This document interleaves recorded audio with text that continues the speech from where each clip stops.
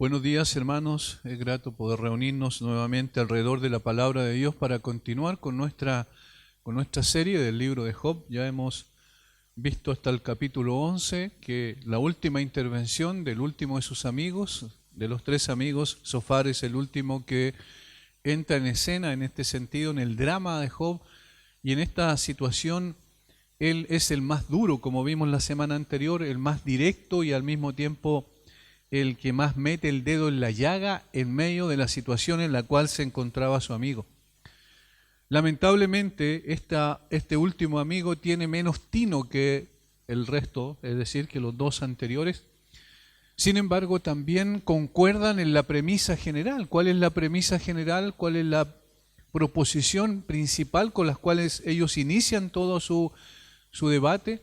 Es el hecho de que Job estaba sufriendo porque lo merecía conforme a su pecado. Es decir, ellos estaban estableciendo como parámetro la justicia retributiva. Si alguien peca, entonces alguien también va a recibir el juicio debido a ese pecado. Y Job estaba en esa situación. Esa era la verdad, entre comillas, de la cual ellos partían. Con lo que se implica que ellos asumían, entonces cada uno de ellos asumía que lo que estaba pasando con Job era que él no se había arrepentido, no había reconocido su pecado y en consecuencia estaba sufriendo el castigo que merecía de parte de Dios. Pero Bildad no solo dice eso, sino que dice que Job en realidad merecería mucho más castigo por su iniquidad y lo trata como un hombre, prácticamente como un hombre impío.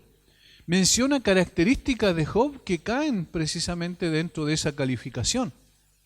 Por tanto, la agresividad con la cual enfrenta a Job, en lugar de poder ayudarlo en su situación, en lugar de poder tenderle una mano, ser compasivo, manifestar estas características que deben estar en el corazón de un creyente, de compasión, de misericordia, también de tener una actitud paciente, obviamente no están en Zofar. Por tanto, Job empieza a responder, no solo a él, sino que extrapola su respuesta posteriormente en el capítulo 12 hasta el capítulo 14 a sus tres amigos, es decir, lo incluye a todos, pero obviamente la reacción primaria de Job tiene que ver con la última intervención de Zofar. ¿Qué es lo que demuestra este último amigo de Job? Que lo que toda la Biblia menciona, que el orgullo es la fuente de todo pecado.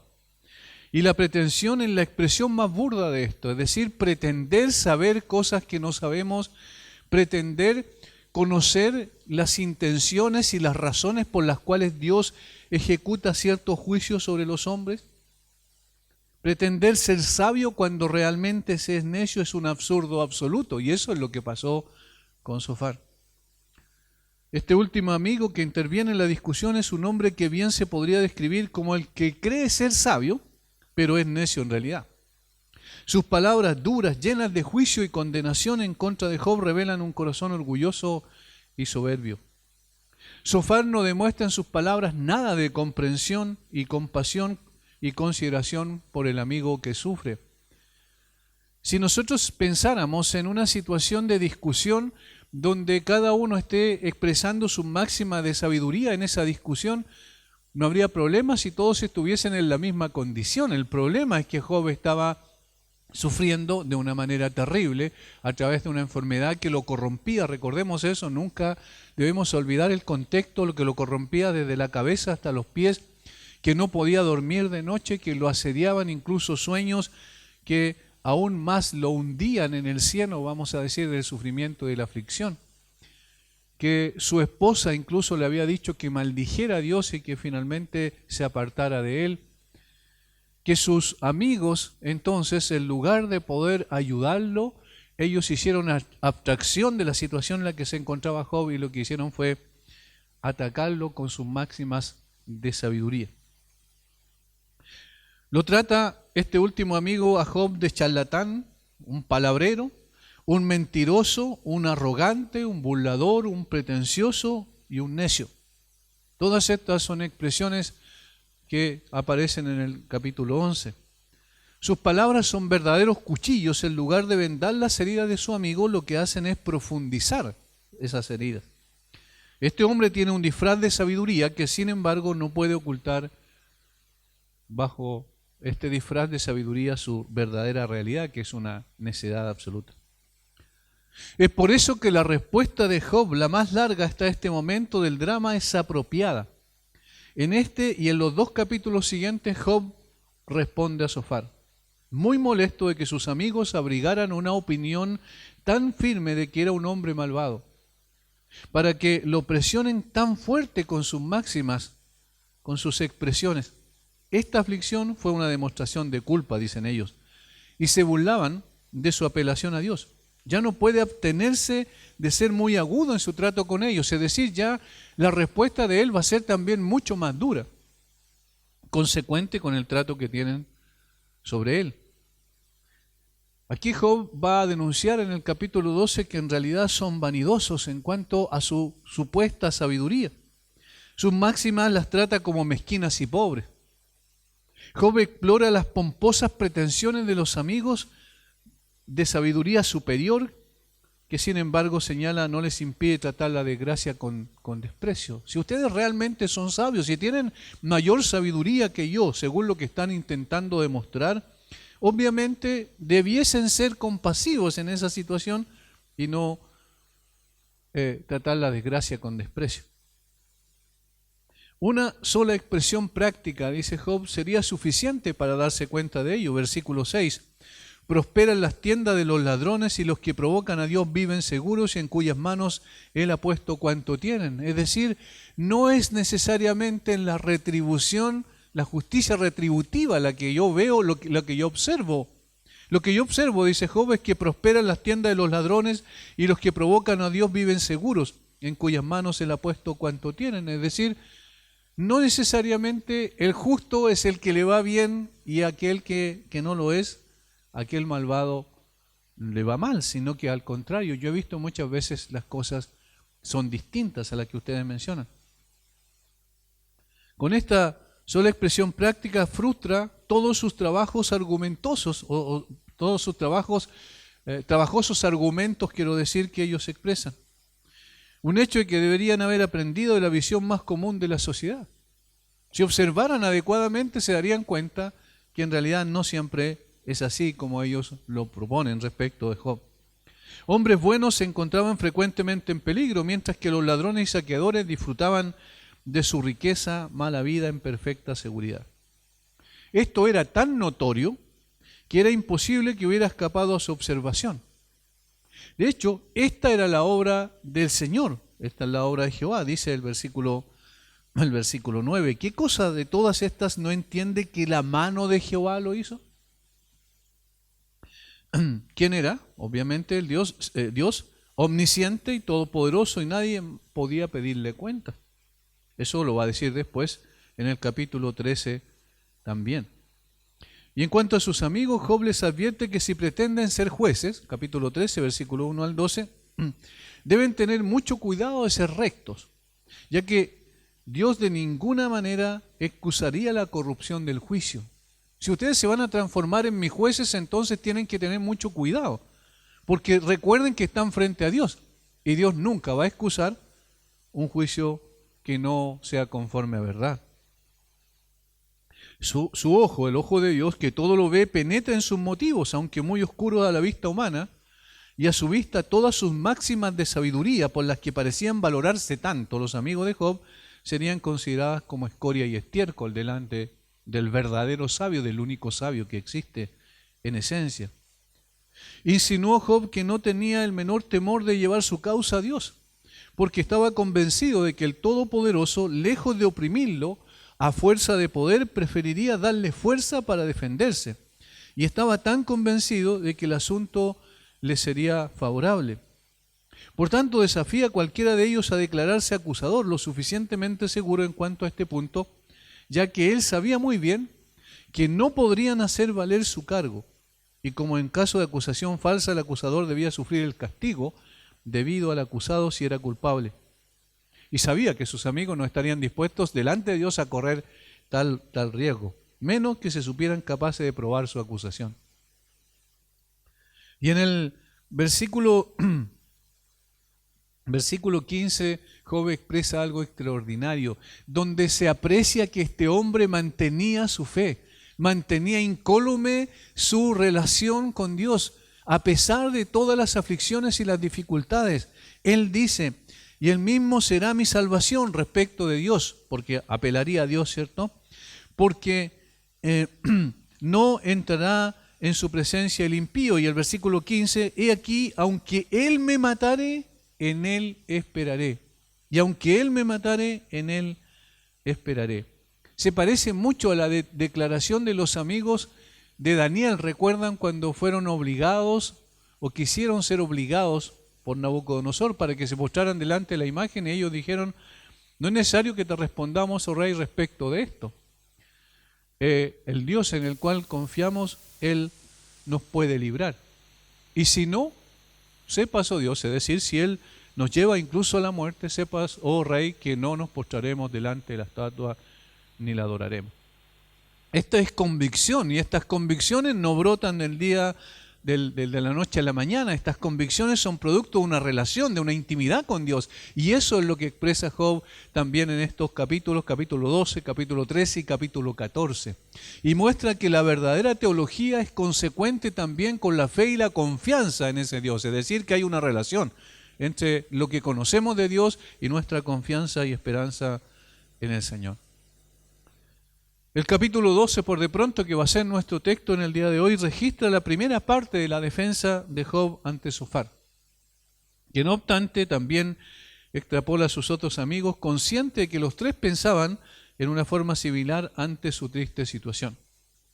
Lo primero que hace en los versículos 1 al 6 es reprender la necedad. Luego, desde el versículo 7 al 12, declara lo feble de los argumentos de sus amigos. Finalmente, el versículo 13 al 25, Job proclama el poder y la sabiduría de Dios en una forma expresiva a través de la poesía, que precisamente tiene esa capacidad por la misma forma que y la expresión de sentimientos y emociones profundas, que tiene la capacidad de poder dar un cuadro de Dios de una manera extraordinariamente clara y maravillosa para el deleite de nosotros. En todos y cada uno de los casos se ve con toda claridad el repudio de Job a los argumentos de pretendida sabiduría superior de sus amigos. Todo esto da vuelta, gira en torno a aquello. Y comienza ahí en el versículo 1 al 6 con un repudio por pretender monopolizar la sabiduría. Eso es lo primero.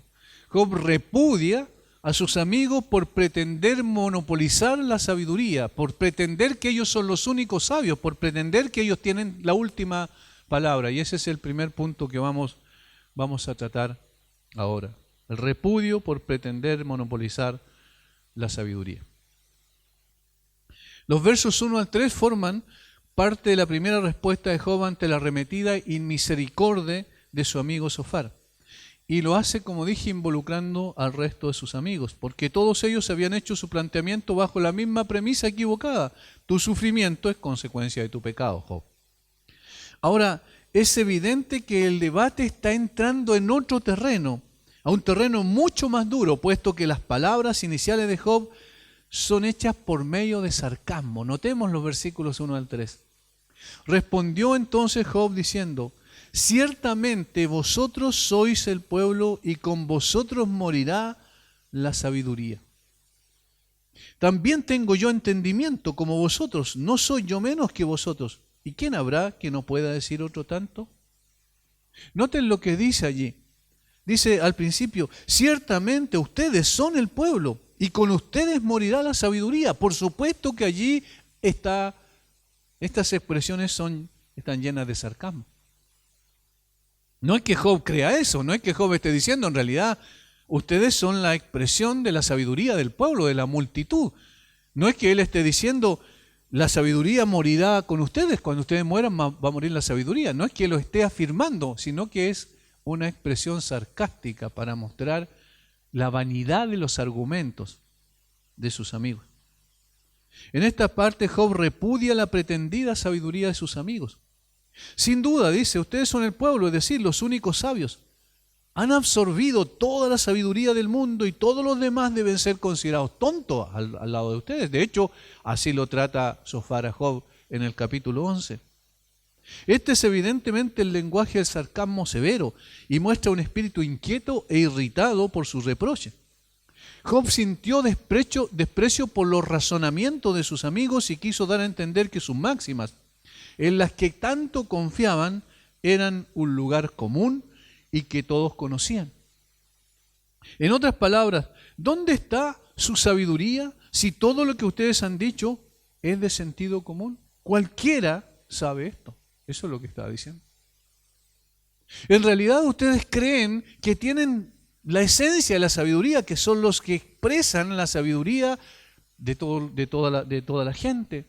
Son los representantes, en definitiva, de la sabiduría. Y la verdad es que sus máximas, es decir, todo lo que me han dicho hasta ahora, son de sentido común. Cualquier persona los podría decir sin ningún tipo de duda.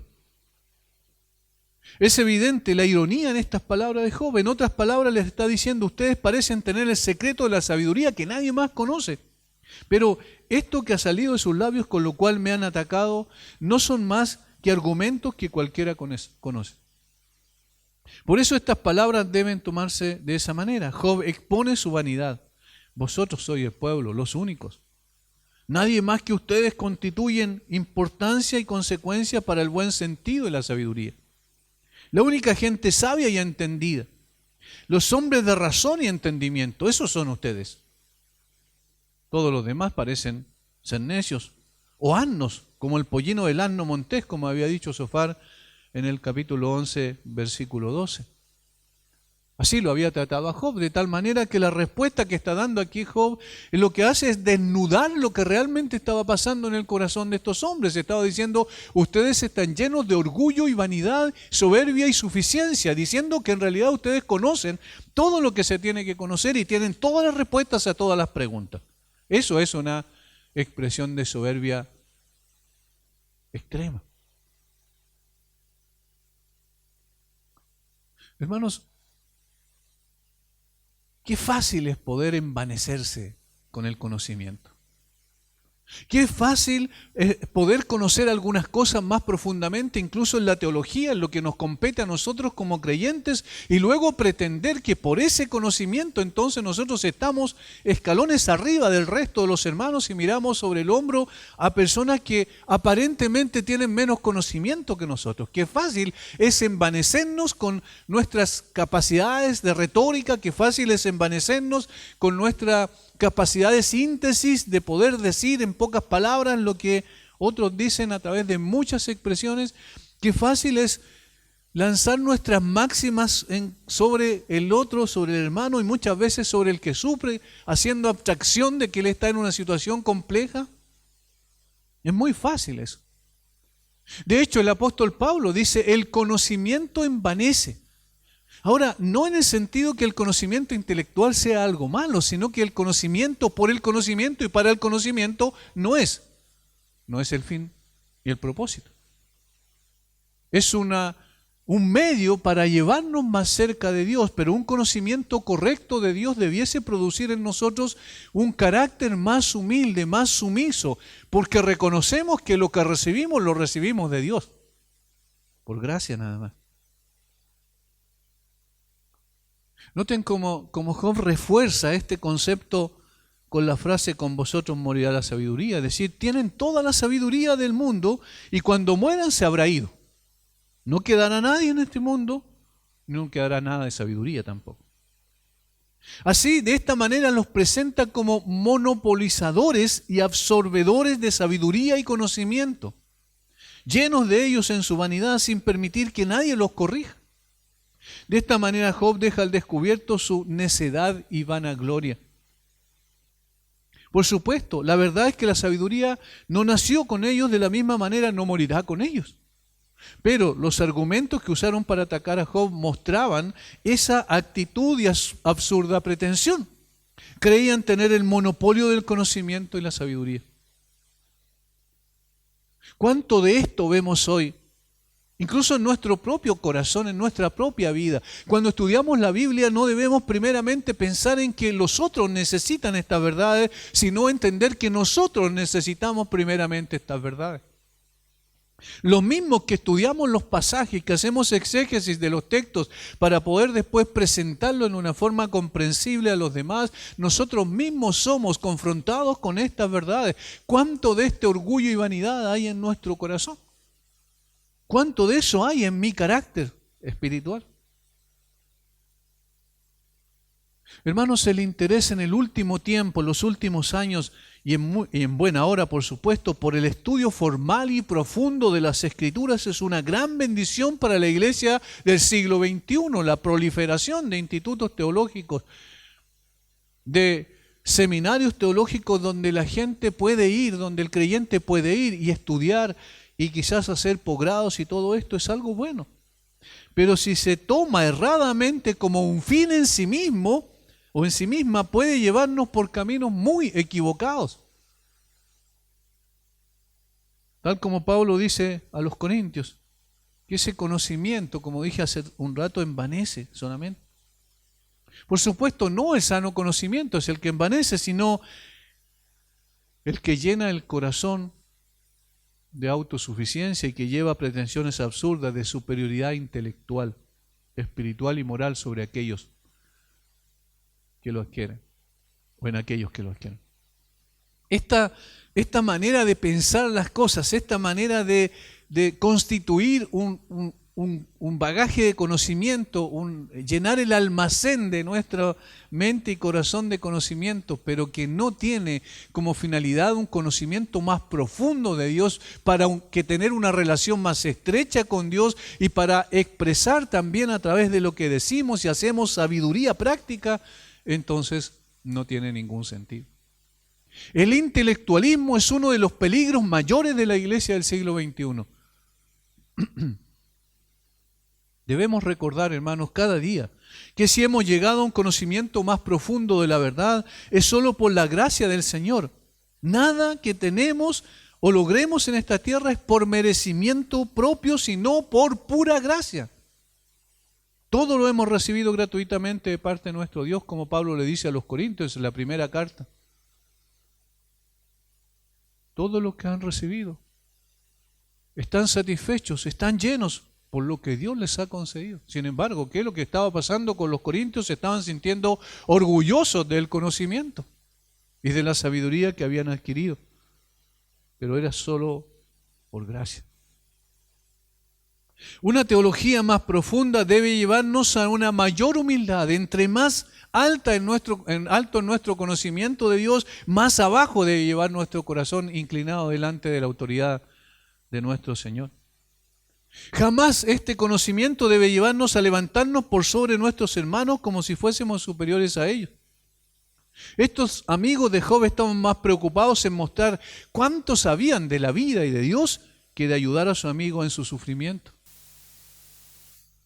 Por eso es que quizás aquellos hermanos, aquellos pastores sencillos, aquellas personas que quizás no tienen un grado intelectual, una capacidad mayor en términos intelectuales, pero que sin embargo están al lado de una persona que sufre, al lado de una persona, en el lecho de enfermo de una persona que está sufriendo quizás sus últimas horas en esta tierra, pero que tienen un corazón que aman a esa persona genuinamente y están al lado para orar por ellos, para tomarles la mano y para decirles que están presentes, sea mucho más valorable delante de Dios que todo el conocimiento del mundo. Por eso es que no es extraño que Job responda de esta manera, al contrario. Estas respuestas de Job deben ser también confrontacionales al dejar al descubierto que la pretendida sabiduría de sus amigos era realmente pura vanidad. Carlos Spurgeon dijo: ojalá tuviéramos otro Job para castigar el lenguaje altisonante de los teólogos modernos. Están surgiendo en medio de nosotros hombres que si no son herejes en la doctrina, son extraños en el habla. Es decir, pueden ser ortodoxos en la doctrina, pueden correctamente saber lo que tienen que enseñar y pueden creer lo que están enseñando. Sin embargo, la manera en que ellos lo hacen, la manera en que ellos lo aplican es con una falta de sabiduría tremenda. Y necesitamos más Job, dice él, que refuten, que confronten, que dejen en evidencia esa situación. Por todas estas razones que Job les dice que no tenían ellos el monopolio de la sabiduría en los versículos siguientes. Versículo 3, también tengo yo entendimiento como vosotros, no soy yo menos que vosotros. ¿Quién habrá que no pueda decir otro tanto? Es decir, ustedes no tienen el monopolio de la sabiduría. Él también tenía entendimiento y comprensión como ellos. No crean que han absorbido todo el conocimiento y que tienen el monopolio de la sabiduría en sus corazones, porque seguramente podré entrar en equilibrio con ustedes en cuanto a ponerme uno al lado del otro y reclamar una participación tan grande en el entendimiento como ustedes. A Sofar le agradó llamarme vacío y sin corazón, versículo 12, capítulo 11. Pero yo tengo un corazón. Así lo tiene aquí el hebreo cuando dice, también tengo yo entendimiento, literalmente es corazón, que es el asiento del entendimiento, de la comprensión. Y eso aparecerá en el discurso que sigue, donde Job prueba eso con argumentos sólidos acerca de los cuales Sofar apenas había propuesto. Es decir, Sofar había dicho algunas cosas que eran verdad, ¿cierto? Pero solamente había hurgado muy poco sobre la superficie, pero Job profundiza mucho más. Ahora, es interesante esto, no es que Job pretenda situarse por encima de ellos como expresión de vanidad, sino que en lugar de elevarse busca bajar a sus amigos de una nube a la cual ellos mismos se habían elevado conforme a su propio corazón orgulloso. La verdad es que ni ustedes ni yo tenemos ninguna razón para estar engreídos en nuestro conocimiento de estas cosas. Eso es lo que está diciendo Job. Por eso expresa su descontento y su queja. Job se queja de que no fue tratado con la debida deferencia. No habían mostrado respeto por su comprensión y rango.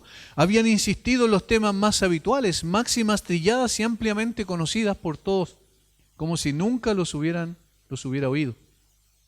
Lo habían tratado de esta manera como si fuera un niño con falta de entendimiento.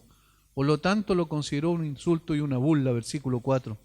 Yo soy uno de quien su amigo se mofa, que invoca a Dios y Él le responde, con todo el justo y perfecto es escarnecido. En realidad, ustedes me tratan como una persona sin ninguna comprensión ni entendimiento de las cosas esenciales. ¿Por qué ustedes creen que son superiores en todo esto? Job se presenta a sí mismo a la vista de sus amigos como una lámpara despreciada, versículo 5. Es como una lámpara despreciada de aquel que está a sus anchas. El que está en una condición decadente, tambaleante, a punto de caer, ese es el sentido de la expresión, y perecer bajo el peso de sus aflicciones. Aunque antes se lo miraba y se lo usaba como lámpara o antorcha, sin embargo, cuando está abajo y abatido, como era su presente, es vergonzosamente despreciado por aquellos que tienen el mundo a su antojo, es decir, los que no tienen ningún tipo de problema. Por eso no hay que olvidar esto. Los demás amigos, los 3 amigos de Job, no estaban sufriendo, no habían perdido sus bienes, no habían perdido su familia, no tenían una enfermedad grave de la cual estaban padeciendo, pero Job sí. Por eso el texto, aquel que está en sus anchas, es decir, ustedes están así y ustedes me ven a mí como una lámpara despreciada, me desprecian de esa manera. Como una antorcha cuando se gasta y finalmente se echa al suelo y es pisoteada con los pies del que la sostenía. Cuando Cristo mismo, dice la Biblia, era un varón de dolores, por lo tanto fue despreciado y rechazado por los hombres que escondieron, por así decirlo, su rostro de él y no lo estimaron, lo menospreciamos, lo rechazamos, lo desechamos. Todas estas expresiones aparecen en Isaías 53:3. Despreciado y desechado por los hombres, como que escondimos de él el rostro. El Señor Jesucristo es la expresión de esto. es como una lámpara despreciada por aquellos que habíamos levantado nuestro puño contra el cielo y que orgullosa y vanidosamente pensábamos que podíamos hacer lo que queríamos con nuestra vida porque teníamos todo a nuestros pies. En una forma absurda entendíamos que nosotros éramos sabios y que teníamos todo el conocimiento que requeríamos para salir adelante y progresar. Sin embargo, la realidad da como un portazo sobre nuestra cara, porque en realidad lo que pasó, lo que verdaderamente éramos personas que estábamos muertos en delitos y pecados, que caminábamos rumbo a la perdición. Y desechamos al Señor Jesucristo. Qué fácil es esto, como en este caso estos tres amigos que conocían a Job debiesen haber sabido que él era un hombre justo, un hombre recto, un hombre temeroso de Dios y apartado del mal, como el mismo Señor lo declara.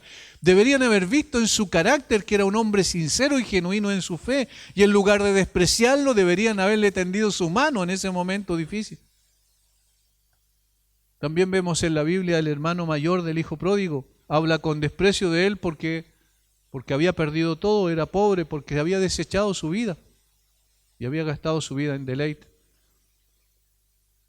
Este tu hijo, dice. No dice este mi hermano, el padre de iglesia Gregorio, dice que aquí se compara al pobre justo con una lámpara apagada respecto al texto de Job. Porque brilla interiormente por la virtud de un corazón recto, pero por fuera está como extinto, porque no hay nada exterior que lo elogie. Sin ropa gloriosa, sin casas bonitas, sin nada atractivo. Esa era la condición de Job en ese momento. Era un hombre despreciado, desechado por sus amigos porque aparentemente no había nada atractivo. De esa misma manera despreciaron y desecharon al Señor Jesucristo, varón de dolores, experimentado en quebranto, como dice Isaías, porque físicamente y externamente era un judío más. Recuerden cómo la mujer samaritana se dirigió a él. Un judío más, un hombre. Luego dice es un profeta por lo que le comienza a decir y luego reconoce finalmente porque el Señor mismo se lo da a conocer que es el Mesías. Este es el proceso por el cual cada uno de nosotros pasamos. No reconocíamos a Jesús como muy atractivo para nosotros porque habíamos visto exteriormente nada más a Jesús, pero cuando el Señor por su gracia abrió nuestros ojos y nos hizo ver su grandeza, su gloria, ¿y quién era Él realmente? Entonces caímos a sus pies. Y es fácil, es interpretar incorrectamente a otra persona cuando en realidad no hemos conocido lo que es en realidad. Hermanos, aquí Job lo que hace es repudiar esa pretensión de que ellos tenían de el monopolio de la sabiduría. Luego, Job también va a repudiar a sus amigos por la incapacidad de no comprender la realidad. Versículos 7 al 12. Los repudia por la incapacidad de no comprender la realidad, de interpretar equivocadamente los hechos. La insensatez de los amigos de Job era su falta de entendimiento respecto de la situación que su amigo estaba enfrentando. Ellos lo atribuían todo a pecado en la vida de Job, es decir, basaban todo su argumento en la justicia retributiva para explicar la realidad. Todo se explica a través de esta máxima. El que peca recibe lo que merece. A eso es lo que nos referimos cuando se habla de justicia retributiva. Ahora Job los deja en evidencia apelando a los hechos y les va a mostrar claramente que todo esto no tiene que ver con algo que yo hago y algo que recibo necesariamente, sino que tiene que ver con la absoluta soberanía de Dios en todo esto. Y para eso apela a los hechos. Noten la reiteración donde dice que la naturaleza, la creación inferior de Dios, en un sentido, si la podemos llamar así, puede enseñarnos lecciones prácticas y dejar en evidencia la necedad nuestra cuando interpretamos todo en relación a la justicia retributiva. Y en efecto dice, pregunta ahora a las bestias y ellas te enseñarán. Miren lo que dice. Luego dice, y a las aves de los cielos, y ellas te lo mostrarán. O habla a la tierra, y ella te enseñará. Los peces del mar te lo declararán también. Es decir, todos ellos saben y entienden, por tanto, les pueden explicar a sus amigos que, y aquí está la declaración más importante de este párrafo, la mano de Jehová lo hizo. Miren cómo Job empieza a desprender su argumento, ya lo saca un poco de lo que tiene que ver con lo relacional, con lo humano, y lo lleva hacia arriba, pero mostrando hechos muy simples, comunes y corrientes. Hasta los animales, hasta los pájaros, aún la misma tierra y aún los mismos peces del mar pueden darte lecciones realmente, o pueden darle lecciones a ustedes lo que significa la sabiduría. Y ellos entienden que todo tiene que ver con Dios. Jehová lo hizo. Hermanos, al mismo tiempo el argumento de Job es interesante porque nos enseña cómo, valga la redundancia, enseñar. Está diciendo, observen lo que pasa a su alrededor. Es como el Señor Jesucristo cuando le habla de las aves de los cielos, ahí en el campo donde está enseñando, diciéndoles respecto a cómo Dios las cuida, cómo Dios las guarda, cómo Dios les provee alimento. Y entonces parte de una proposición de menor a mayor importancia. Las bestias te enseñarán, las aves de los cielos te lo mostrarán, la tierra te enseñará, los peces del mar te lo declararán. Ellos serán tus maestros en realidad, eso es lo que está diciendo. Pero ¿qué es lo que declaran finalmente? Es esto, y esta es la clave, el versículo 9 es la clave de todo el párrafo. ¿Qué cosa de todas estas no entiende? Miren lo que le está diciendo aquí a los amigos. Que la mano de Jehová la hizo. Todo esto lo hizo Dios. Es decir, los ladrones, opresores, impíos, desgraciados suelen prosperar, pero esto no ocurre por suerte o por azar. Lo que había dicho en el versículo 6. Estos pueden prosperar, pero no ocurre por suerte o por azar. El Señor ordena estas cosas. Esta es una fuerte declaración de la soberanía de Dios, no de la justicia retributiva en la cual basaban su argumento principal. De la soberanía de Dios, de lo menor lo lleva a lo mayor. Las cosas hechas dan fe de que el hacedor es el dueño de todo y es el que determina todo lo que va a pasar. Por tanto, y aquí está la conclusión lógica, si estoy padeciendo, la explicación es Dios y su soberana voluntad. Por eso es que cada vez, y más adelante lo va a expresar también así, como lo ha hecho en sus defensas anteriores ante sus dos amigos anteriores, va a decir, por eso llevo mi caso a Dios. Porque si hay una respuesta, esa está en Él, y nadie más que en Él. Y no es la que ustedes se imaginan. ¿Quién no conoce todo esto, dice? ¿Quién no puede ver en todos estos las pruebas de la misma agencia divina y soberana? ¿Quién no puede ver la mano del mismo Dios y los mismos grandes principios de administración de ese Dios glorioso que gobierna soberanamente sobre todas las cosas? El significado de Job es que la posición que defiende es tan clara que puede aprenderse de la misma tierra y de las clases más bajas de animales que Dios ha creado. Son los hechos los que demuestran esta verdad. Y si hay una manera de probar una objeción en este caso, ¿cierto?, a los argumentos de los demás, es mostrar los hechos. Los hechos hablan más fuerte que las palabras, como se dice normalmente. Y estos son los hechos. Dios es el único que tiene la respuesta. No ustedes. ¿Ven la implicación? No ustedes, Dios tiene la respuesta.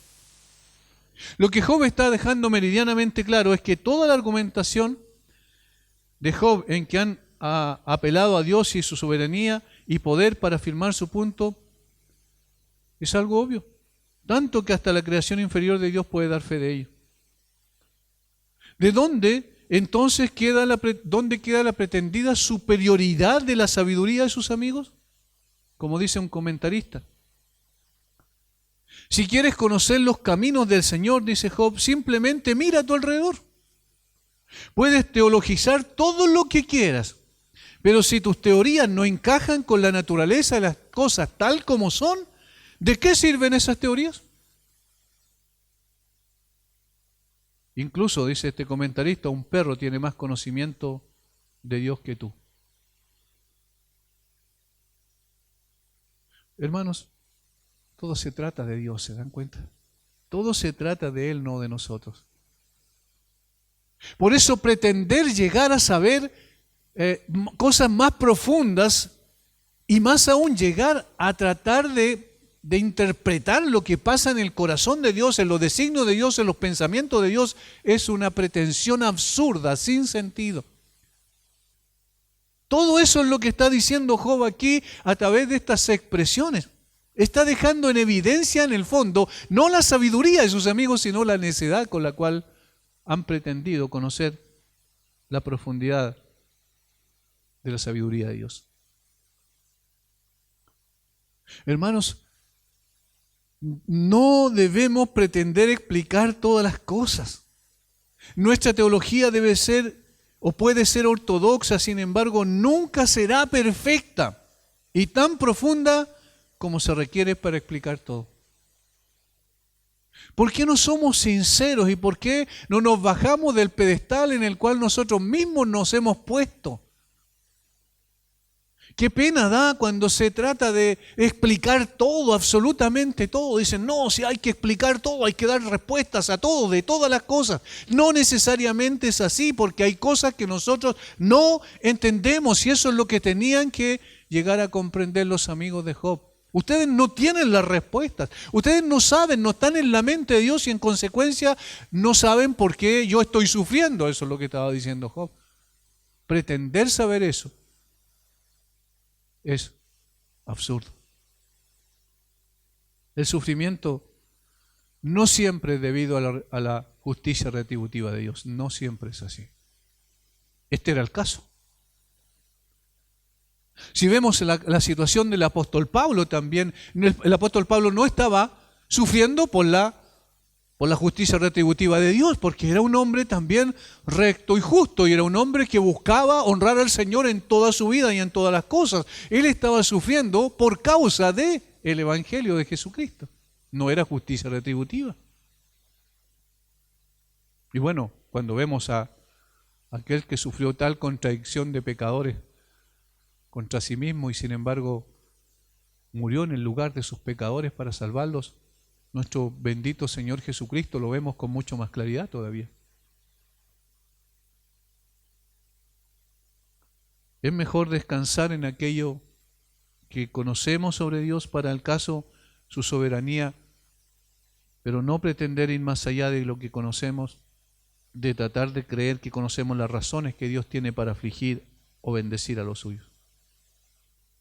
Dios sabe por qué, cuándo y con quién hace lo que hace. ¿Qué cosa de todas estas no entiende que la mano de Jehová la hizo? Ahí está la respuesta más clara. Notamos que Job está yendo de lo menor. Primeramente trata con la situación de ellos, con sus argumentos pretenciosos de sabiduría. Luego trata con el hecho de que aún las cosas de la creación inferior de Dios pueden dar clases respecto a que no, la respuesta no está aquí en la tierra, menos aún está, por supuesto, en la mente y el corazón de los hombres, sino que la respuesta está en Dios. Y entonces hace algo extraordinario del versículo 13 en adelante, quizás uno de los textos de la Biblia más maravillosos en cuanto a la exaltación de la grandeza de Dios. Y así termina su primera parte de defensa. Después de emitir su repudio a sus amigos por la falta de tino y comprensión de la realidad, particularmente de su realidad, Job ahora exalta la grandeza de Dios en su discurso, donde destaca la sabiduría, el poder y la soberanía de Dios en una forma maravillosa.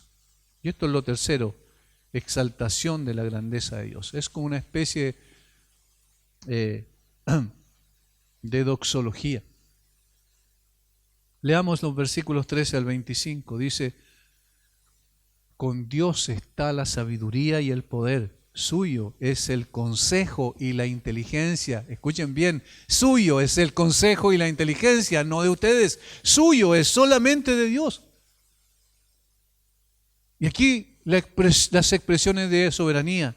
Si Él derriba, no hay quien edifique. Encerrará al hombre y no hay quien le abra. Si Él detiene las aguas, todo se seca. Si las envía, destruyen la tierra. Con Él está el poder y la sabiduría. Suyo es el que yerra y el que hace errar. Él hace andar despojado de consejo a los consejeros y entontece a los jueces. Él rompe las cadenas de los tiranos y les ata una soga a sus lomos.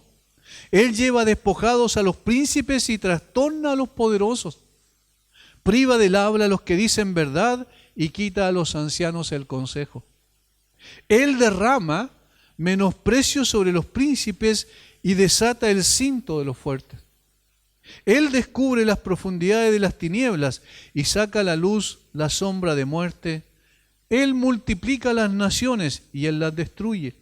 Esparce a las naciones y las vuelve a reunir. Él quita el entendimiento a los jefes del pueblo de la tierra y los hace vagar como por un yermo sin camino. Van a tientas como en tinieblas y sin luz y los hace errar como borrachos. Si usted tiene un lápiz en su mano y le gusta marcar su Biblia, por favor, marque esto. Si Él derriba, no hay quien edifique. Versículo 15. Si Él detiene, si Él las envía, con Él está el poder y la sabiduría. Él hace andar despojado de consejo. Y podríamos agregar el versículo 17. Y Él entontece a los jueces. Él rompe las cadenas de los tiranos. Y Él les ata una soga. Él lleva despojado a los príncipes. Él, podríamos añadir, trastorna a los poderosos. Él priva del habla a los que dicen verdad. Él quita a los ancianos el consejo.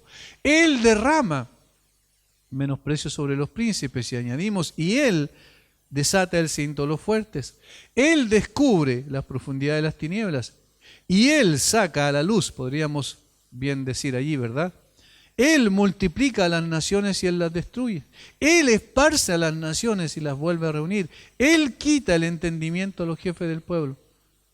¿Entienden? Es decir, el énfasis allí está solo en Dios. Job deja de hablar de los hombres y deja de hablar de las cosas en este lado de la eternidad y levanta su mirada para colocarla en Dios y para exaltar el poder de Dios, la sabiduría de Dios y la soberanía de Dios. Esto confirma el carácter piadoso de este hombre justo. Y aquí hay verdadera teología. Y aquí hay teología esencial, principal. Aquí está el conocimiento de la teología propia, como se le conoce, que es el conocimiento de Dios, sus atributos y sus actos soberanos que Él ejecuta sobre su creación. En esta parte no existe queja, sino exaltación del nombre del Señor.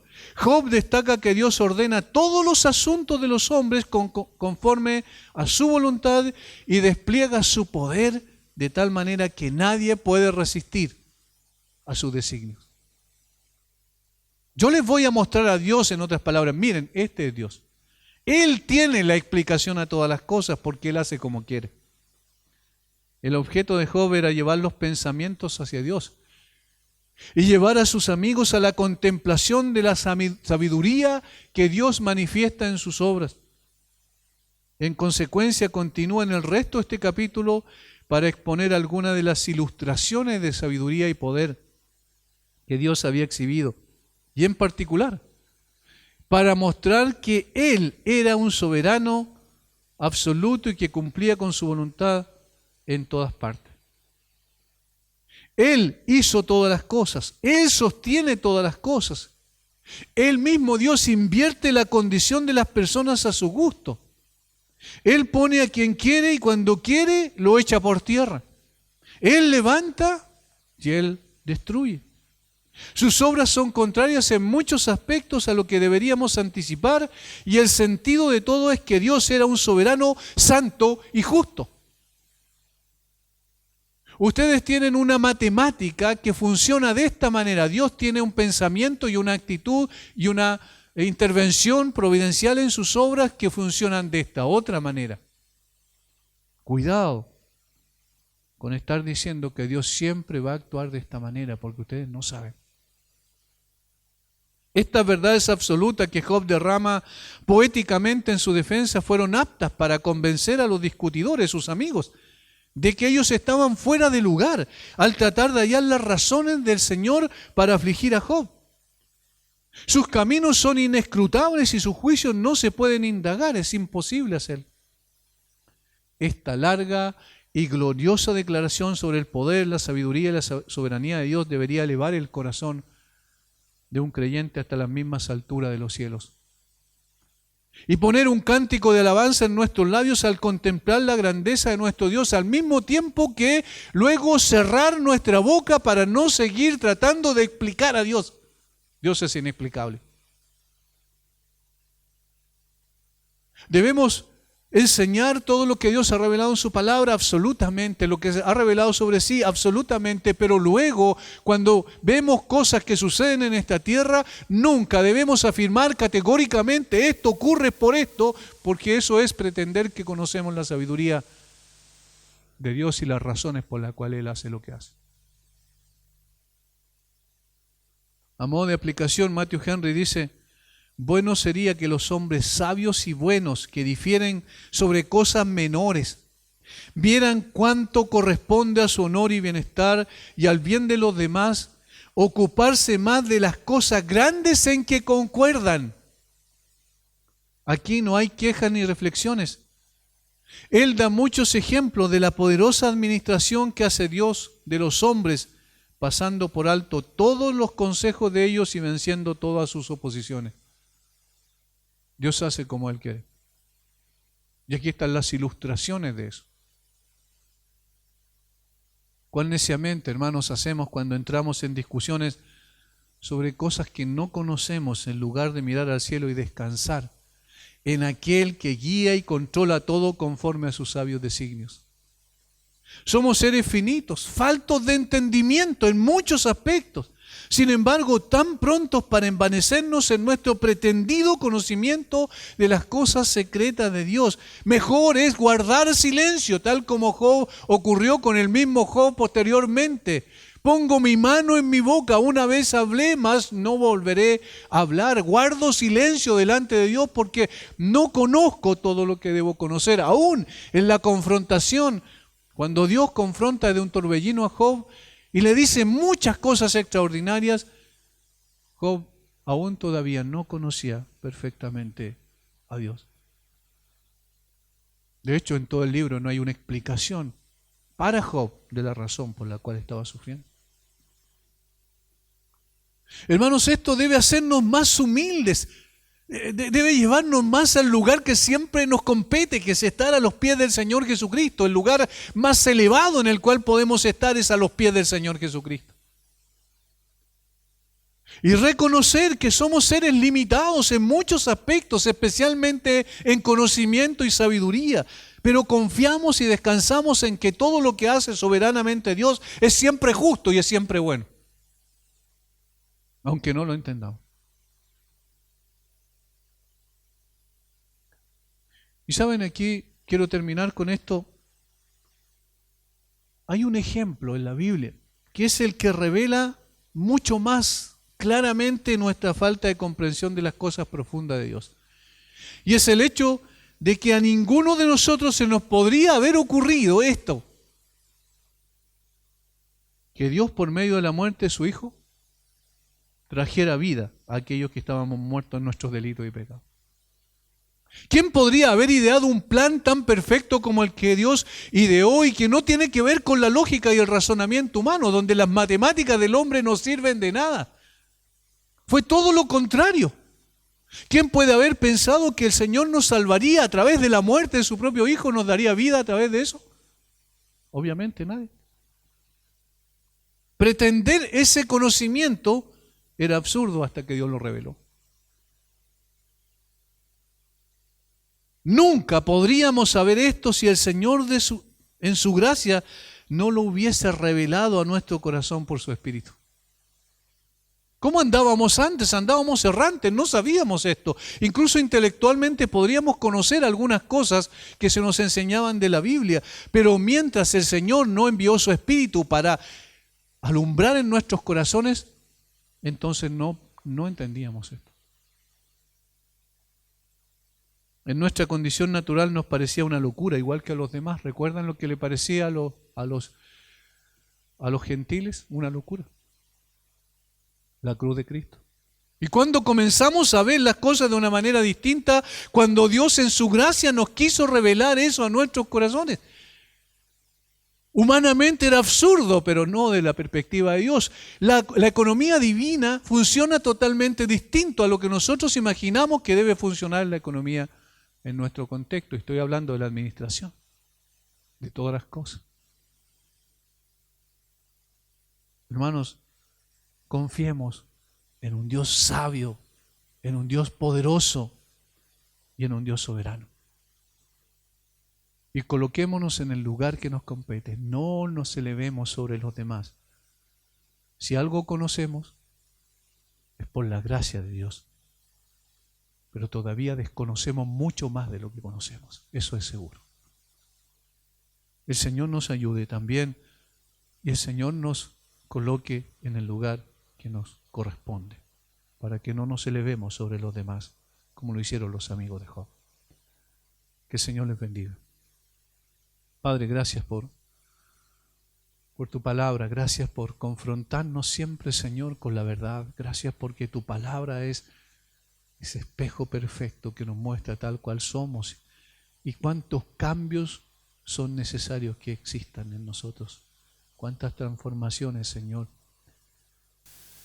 Reconocemos, Señor, nuestras pretensiones absurdas con las cuales nos levantamos, nuestro orgullo que debe ser aplastado todos los días de nuestra vida. Por favor, Señor, somete ese orgullo. Por favor, Señor, haz una obra gloriosa en nosotros. Sigue perfeccionando esta obra que iniciaste un día conforme a tu promesa. Bendice a mis hermanos. Gracias por este día precioso que nos regalas. En el nombre de Jesús. Amén.